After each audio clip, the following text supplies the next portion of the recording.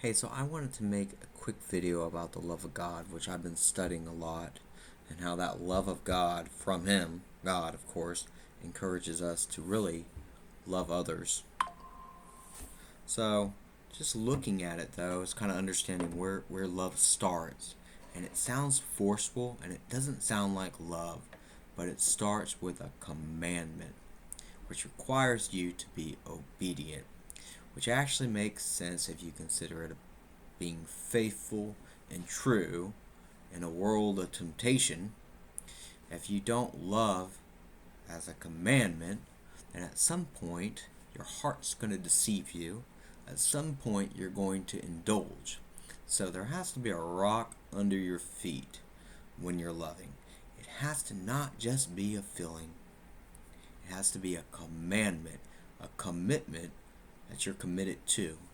So it makes sense that God says, hey, this is a commandment, right? The first commandment is to love the Lord your God with all your heart, strength, soul, might, all that stuff, right? Which is love God more than you love yourself, right? And then the second commandment is like the first commandment, but it's like, hey, now after you've loved God and you're following that commandment, my next commandment to you is that you love others. And then you see this real kind of symmetry happen where it's, if you love God, it's in Scripture that you'll be obedient to God. But if you're obedient to God, what He's telling you to do is to love Him.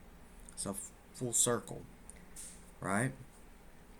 And then after you've loved Him, you're like, hey God, I love you more than I love myself. What's the next thing you want me to do? He just says, go love others, even as I have loved you. That's also in Scripture. Love others as yourself, counting others more important than yourself, right? That's also in Scripture. So we see that love right here, which is from God, of God, goes to us, right? And encourages us to love others and love Him. So it really is all fit in very, very well when you think about it. So I wanted to put that out there to maybe encourage you, and also know that love is practical. It applies to every situation, right? So when you're having to wait on somebody, right? Maybe it's an elderly parent that now you're taking care of. Love says be patient, right? Very practical. When someone's been unkind to you, love says be kind. Very practical. And love's not a feeling.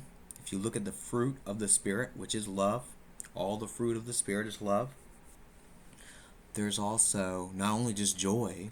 Yeah, that's great. Love can feel like joy, but there's also suffering. Love also feels like suffering. Suffering for some greater good, right? Suffering to be a peacemaker, right?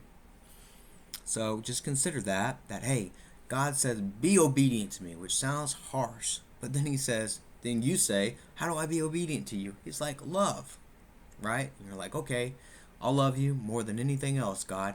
What's the next thing you want me to do? Right? He's like, go love others, right? As I have loved you, as you love yourself, but count them more important, even willing to sacrifice for them. And a sacrifice might look like you just giving up your own will to kind of bash it out with them and try to be right, but rather being a peacemaker, right? But not sacrificing truth, because love always rejoices in truth. That's as well in scriptures and Ephesians, right? So I hope that blessed your heart. Let me know what you think if you want to in the comments. All right, bye bye.